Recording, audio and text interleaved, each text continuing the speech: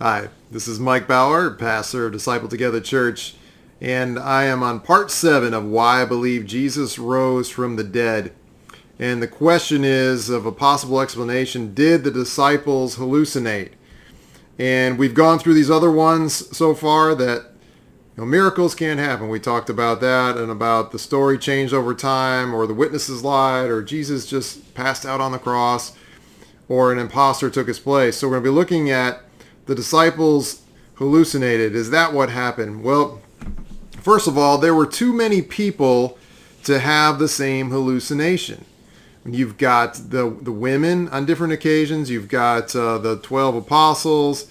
You have the apostle Paul. You have 500 brethren over at one time, it says in 1 Corinthians 15. So you have all these different people all having the same hallucination. Now, that just seems rather odd. I mean, how many times have you had the same dream with 500 people, or the same hallucination as 500 people with very specific timing and events and details that are happening? That just seems unlikely. Also, hallucinations don't repeat at different times and places on this scale.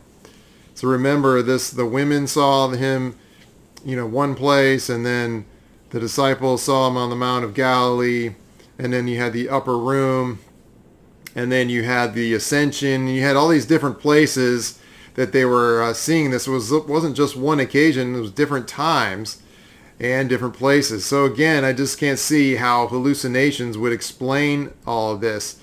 Now, some say, well, the disciples just, they were expecting to see Jesus. Actually, in the Gospels, it says that they weren't.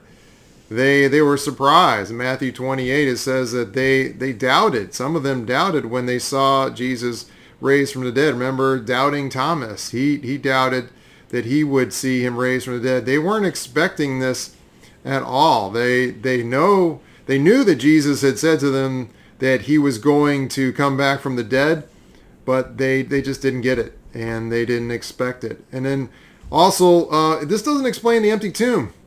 So if they did have these hallucinations, wouldn't they go back to the tomb and say, oh, wait a second, I guess that was just a hallucination?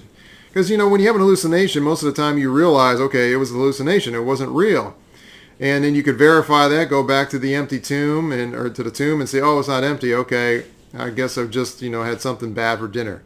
And that's not what happened. And also, if they're going around explaining these experiences and saying that they've seen Jesus raised from the dead, then why didn't the Jews and the Romans just produce Jesus' body to disprove it? Why didn't they just say, wait a second, everyone, this is just all a big farce. Don't listen to these guys. Right here, here's Jesus' body. But that's not the case. So you have this detail as well, that the tomb was empty, going along with appearances. So I would say to this that it just doesn't add up. It just doesn't seem to be reasonable that they had these hallucinations, different times, different places of so many people, and that the body wasn't produced to disprove it. And so that's my thoughts on why I just don't see the disciples or the witnesses hallucinating. And then next time we're going to talk about the last one. Did he really rise from the dead? All right, look forward to talking soon. Have a great day.